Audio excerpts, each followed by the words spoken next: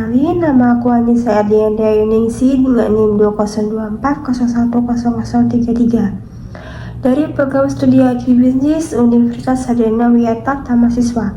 Di video kali ini, aku akan membahas hasil penelitian aku yang berjudul Analisis Segmentasi Pasar dan Loyalitas Konsumen Kopi Gudai Saset.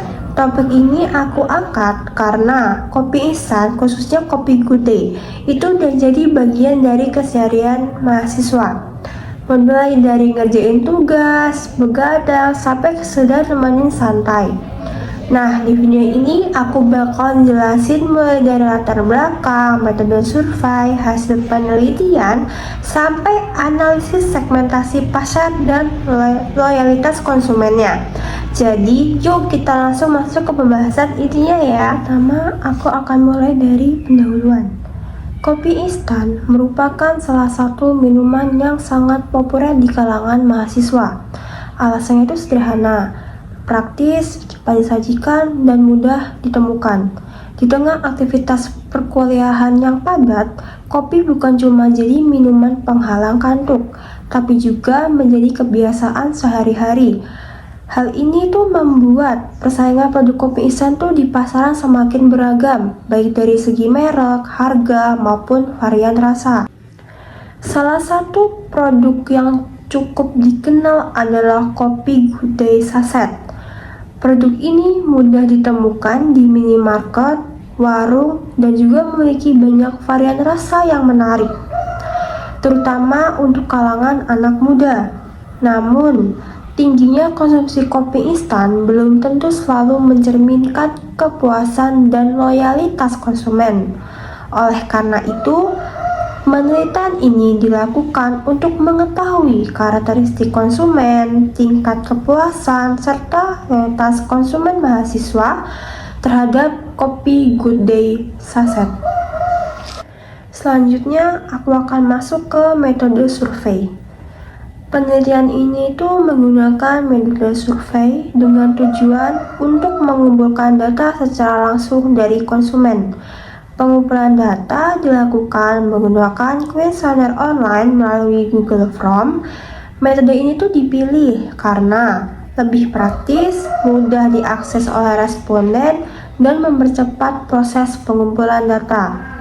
Jumlah responden dalam penelitian itu sebanyak 15 orang, dan seluruh responden itu merupakan mahasiswa yang pernah mengkonsumsi kopi gudai saset, dan data yang dikumpulkan itu meliputi karakteristik responden, kebiasaan mengkonsumsi kopi, tingkat kepuasan, serta loyalitas konsumen.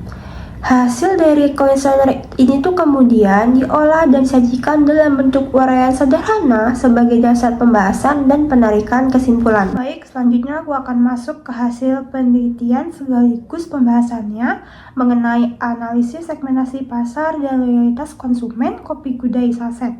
Data yang digunakan dalam penelitian ini diperoleh dari survei terhadap 15 responden, yang seluruhnya merupakan mahasiswa yang pernah mengkonsumsi kopi gudai.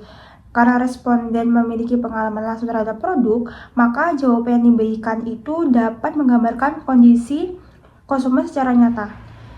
Selanjutnya, jika dilihat dari karakteristik respondennya itu berdasarkan usianya mayoritas responden itu berada pada usia muda, yaitu usia mahasiswa. Nah, hal ini menunjukkan bahwa kopi gudai itu memang cukup dekat dengan kehidupan mahasiswa. Nah, pada usia ini aktivitasnya cenderung padat. Nah, mulai dari perkuliahan, menuju tugas, hingga kegiatan organisasi. Nah, kondisi ini nih yang membuat mahasiswa lebih memilih produk yang lebih praktis, mudah disiapkan, dan bisa dikonsumsi kapan saja. Nah, salah satunya adalah kopi instan. Nah, selanjutnya untuk berdasarkan jenis kelamin, responden perempuan, berjumlah sekitaran 2/3 dari total responden. Nah, sedangkan sisanya adalah laki-laki. Hal ini menunjukkan bahwa kopi gudai cukup diminati oleh konsumen perempuan. Jika dikaitkan dengan karakter produknya, kopi gudai memiliki banyak varian rasa yang manis terus creamy sehingga rasanya lebih ringan dan tidak terlalu pahit. Nah, karakter rasa seperti itu umumnya lebih mudah diterima dan disukai terutama oleh konsumen perempuan. Selanjutnya itu kalau dilihat dari status tempat tinggalnya sendiri, nah sebagian besar responden itu tinggal di kos atau bersama keluarga. Nah kondisi tempat tinggal ini tuh sangat berpengaruh terhadap pola konsumsi mahasiswa yang tinggal di kos. Misalnya cenderung memiliki produk yang simpel dan tidak ribet dalam penyajiannya. Nah kopi kude saset ini tuh dinilai cocok karena cukup diseduh dengan air panas tanpa alat tambahan sehingga praktis dan bisa langsung dikonsumsi kapan saja, dan juga bisa dibuat dalam kayak penyajian es atau sesukanya kan. Nah terus tuh jika dilihat dari kegiatan utama respondennya sendiri, mayoritas tuh merupakan mahasiswa yang aktif. Aktivitas perkuliahan dan tugas akademiknya tuh menjadi alasan utama mengapa responden mengonsumsi kopi. Nah, kopi di situ tidak hanya berfungsi sebagai minuman biasa, tetapi juga sebagai penunjang aktivitas, terutama saat harus begadang, mengerjakan tugas, atau membutuhkan konsentrasi tambahan. Selanjutnya, aku akan masuk ke bagian berdasarkan pengeluaran hariannya sendiri. Sebagian besar itu responden memiliki pengeluaran di bawah 20.000 per hari. Nah, hal itu menunjukkan bahwa mahasiswa itu cukup sensitif terhadap harga. Nah, dengan kondisi pengeluaran yang terbatas, responden itu cenderung memilih produk yang harganya terjangkau. Kopi Kude termasuk dalam kategori tersebut, sehingga masih sesuai dengan daya beli mahasiswa. Selanjutnya untuk bagian tempat pembelian, mayoritas responden membeli kopi kude itu di minimarket, warung terdekat, atau bahkan di kantin kampus. Nah, hal itu menunjukkan bahwa kemudahan akses sangat mempengaruhi keputusan pembeli. Produk yang mudah ditemukan di sekitar tempat tinggal atau kampus itu memiliki peluang lebih besar untuk dibeli secara berulang. Oleh karena itu, distribusi produk yang harus menjadi salah satu keunggulan kopi Kude. Terus untuk berdasarkan hasil survei itu diketahui bahwa seluruh responden itu pernah mengkonsumsi kopi kude saset. Artinya, responden itu sudah cukup mengenal produk ini. Namun, jika dilihat dari frekuensi konsumsinya, sebagian besar responden itu mengkonsumsi kopi kude sebanyak 1 hingga 2 kali dalam seminggu. Nah, hal ini tuh menunjukkan bahwa kopi kude itu belum menjadi kebutuhan harian utama, melainkan lebih sebagai minuman pendukung pada waktu-waktu tertentu. Nah, untuk dilihat dari waktu kapan untuk mengkonsumsinya itu, mayoritas responden itu mengonsumsi kopi kude itu pada malam hari atau saat mengerjakan tugas. Nah, itu tuh untuk teman begadang kan. Nah, hal ini menunjukkan bahwa kopi itu dimanfaatkan sebagai penunjang konsentrasi dan stamina. Nah, di sisi lain tuh terdapat juga responden yang mengonsumsi itu pada pagi hari sebagai teman untuk memulai aktivitas. Nah, terus untuk jika kita lihat dari alasan memilih kopi Good Day responden itu, faktor utama itu yang paling banyak itu disebabkan karena rasa yang enak, terus juga variannya yang banyak, selain itu juga harga yang terjangkau, dan kepastian untuk penyajiannya itu juga alasan pentingnya kan. Nah, hal itu menunjukkan bahwa kepuasan pembelian mahasiswa itu sangat dipengaruhi oleh kombinasi antara rasa, harga, dan kemudahan dalam penyajian atau pembuatannya. Dari sisi loyalitasnya itu sekitar 66,7%, responden itu menyatakan berniat membeli kembali kopi Kude. Nah, hal ini menunjukkan adanya potensi loyalitas konsumen meskipun belum sepenuhnya kuat. Nah, selain itu tuh dari setengah responden juga menyatakan pernah merekomendasikan kopi Kude itu kepada orang lain. Nah, ini tuh menunjukkan bahwa promosi dari mulut ke mulut tuh sudah mulai terbentuk. Selanjutnya, aku akan membahas mengenai kesediaan responden dalam merekomendasikan kopi Kude itu kepada orang lain. Nah, berdasarkan hasil survei itu tuh sebanyak sekitar 53,3% responden itu menyatakan pernah merekomendasikan kopi Kude. Nah, hal ini telah menunjukkan bahwa responden itu yang merasa puas dengan rasa, harga, dan kepraktisan produk cenderung bersedia membagikan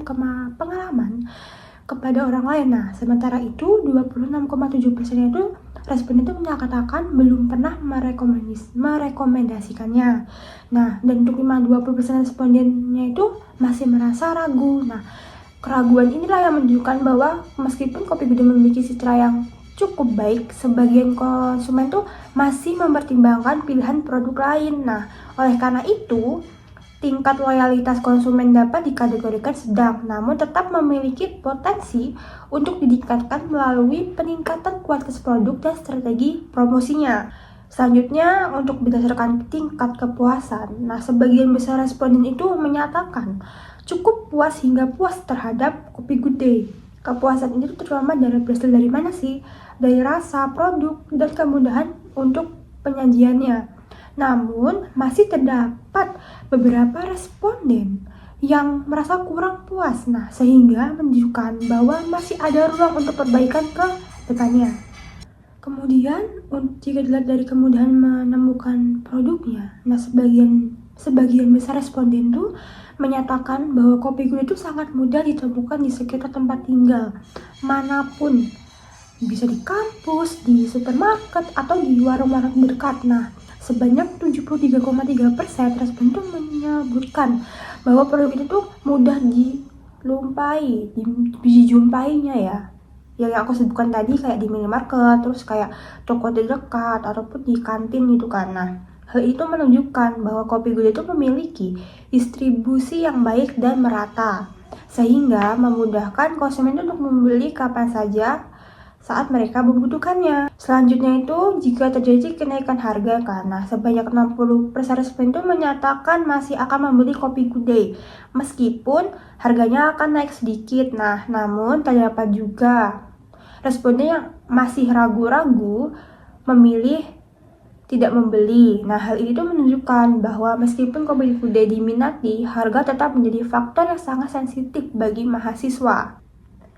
Jika dibandingkan dengan Kopi Good Day saset lain, mayoritas tuh responden tuh menilai kalau Kopi Good Day itu berada pada posisi yang cukup baik hingga baik. Nah, penilaian ini tuh menunjukkan bahwa Kopi Good Day itu memiliki daya saing yang cukup kuat, terutama dari segi varian dan karakter rasanya yang lebih ringan. Meskipun persaingan antar merek kopi saset itu masih cukup ketat kan. Nah, untuk berdasarkan hal yang paling disukai, nah responden itu menyebutkan bahwa Kopi Good Day itu memiliki rasa yang enak dan pas di lidah. Nah, rasa kopi itu dirinya cukup kuat, namun tetap nyaman diminum. Selain itu, responden juga tuh menyukai varian rasa yang beragam. Nah, harganya juga terjangkau, terus kapasitas penyajiannya juga praktis gitu kan. Nah, beberapa responden secara khusus tuh menyebutkan varian Good Day Cappuccino dengan gramula itu menjadi favorit sama karamel atau coklat juga gitu kan. Nah, dari sisi pengaruh dari sisi iklan dan promosi, nah sekitar 53,3% tuh responden menyatakan bahwa promo dapat mempengaruhi keputusan pembeli, terutama dalam bentuk diskon atau paket blooding. Namun, sebagian responden itu lainnya itu menyatakan bahwa rasa itu tetap menjadi pertimbangan utama dibandingkan promosinya itu sendiri. Hal inilah yang menunjukkan bahwa promosi itu bersifat pendukung, sedangkan untuk kualitas itu tetap menjadi faktor yang utamanya. Selanjutnya aku akan masuk ke bagian hasil pembahasan yang akhir ya. Nah, meskipun demikian, responden itu juga memberikan masukan terkait hal yang perlu ditingkatkan. Yang pertama itu ada aspek yang paling disarankan adalah inovasi untuk varian rasa. Nah, termasuk varian lebih premium dan varian yang mengandung gula yang lebih rendah sedikit. Nah, selain itu, responden juga menyarankan perbaikan kemasan, terus jumlah isi, terus kualitas produk, serta strategi promosi agar lebih mengikuti tren anak muda. Nah, secara keseluruhan, responden itu memberikan pendapat yang positif terhadap Kopi Good Day. Produk ini itu dinilai memiliki rasa yang enak, harga terjangkau, varian rasa yang banyak, terus pembuatan yang praktis dan mudah gitu kan. Nah, hal itu menunjukkan bahwa Kopi Good Day itu memiliki citra merek yang baik di mata konsumen mahasiswa dan memiliki peluang besar untuk meningkatkan loyalitas konsumen di masa mendatang. Nah, selanjutnya aku akan membahas di analisis segmentasi pasarnya. Nah, berdasarkan hasil penelitian yang aku lakuin itu, segmentasi pasar kopi good day itu dapat dilihat dari beberapa aspek. Nah, yang pertama itu kita bisa lihat dari segmentasi geografisnya. Didominasi oleh mahasiswa usia muda dengan daya beli rendah hingga menengah. Selanjutnya tuh kita juga bisa melihat dari segmentasi psikologisnya. Konsumen tuh memiliki gaya kehidupan kan yang praktis, dan menyukai produk dengan rasa yang enak, ringan, dan tidak membosankan. Nah, untuk yang terakhir tuh kita juga bisa melihat dari segmentasi perilakunya. Kopi good day itu dikonsumsi secara tidak rutin, namun cukup berperan sebagai pendukung aktivitas belajar dan juga untuk tugas. Selanjutnya, aku akan membahas bagian analisis loyalitas konsumen. Dari sisi loyalitas sendiri, konsumen tuh kopi good day itu termasuk dalam kategori loyalitas sedang. Nah, hal ini tuh terlihat dari apa sih? Ya dari niat pembeli ulang yang cukup tinggi itu, terus adanya rekomendasi ke orang lain, sama mereka tuh masih nyari yang harga promo sama diskon gitu loh yang untuk memengaruhinya itu. Nah, artinya itu apa? Konsumen tuh masih berpotensi berpindah merek jika ada penawaran yang lebih menarik. Nah, sebagai kesimpulannya itu, kopi good day saset tuh merupakan produk kopi instan yang cukup diminati oleh mahasiswa. Produk ini tuh memiliki citra yang baik karena yang pertama itu yang pastinya ya harga yang terjangkau, terus duanya tuh praktis. Mereka terus punya banyak varian rasa. Dari sinilah tingkat kepuasan konsumen tuh beratap pada kategori yang cukup puas hingga puas. Meskipun masih ada masukan terkait inovasi tentang produk, dengan peningkatan varian, kualitas, dan strategi promosi yang mengikuti tren, loyalitas konsumen kopi good day itu berpotensi untuk terus meningkat dan meningkat. Selanjutnya, untuk bagian data pusaka itu yang digunakan dalam penelitian itu berasal dari jurnal dan penelitian terdahulu yang relevan dengan topik perilaku konsumen dan produk kopi. Bisa dilihat dari ini yang di PPT di atas ini yang saya tampilkan. Kemudian yang terakhir itu untuk bagian lampiran. Nah, lampirannya itu berisi daftar pertanyaan yang digunakan dalam mengumpulkan data penelitian. Kuesioner disebar secara online melalui Google Form kepada mahasiswa yang pernah mengkonsumsi kopi good day saset. Nah, isi kuesionernya itu meliputi apa ya? Mengenai identitas responden seperti usia, jenis kelamin, sama status mahasiswanya itu. Terus kebiasaan untuk mengkonsumsi kopi, frekuensi konsumsi kopi good day, tingkat kepuasan konsumen, dan niat pembelian ulang dari rekomendasi produknya. Lampiran yang kedua itu mengenai data respondennya. Lampiran itu berisi dari data hasil pengisian kuesioner oleh 15 responden mahasiswa. Nah, data itu tersebut digunakan sebagai dasar analisis segmentasi pasar dan loyalitas konsumen kopi good day saset. Data disajikan dalam bentuk tabel dan ringkas hasil survei yang diolah dari Google Form dan Google Spreadsheet. Sebagai tambahan, penelitian ini juga dilengkapi dengan lampiran berupa kuesioner penelitian data responden yang digunakan sebagai dasar analisis dan bisa dilihat dalam PPT yang sudah aku sertakan di belakang ini ya. Jadi, dari hasil survei yang telah aku lakukan, kopi good day itu masih cukup diminati oleh mahasiswa karena rasanya yang enak, praktis, mudah ditemukan, sama cara untuk membuatnya tuh yang gampang dan praktis. Nah, dengan demikian penjelasan dari aku mengenai analisis segmentasi pasar dan loyalitas konsumen dari kopi good day saset. Terima kasih atas perhatiannya. Salam.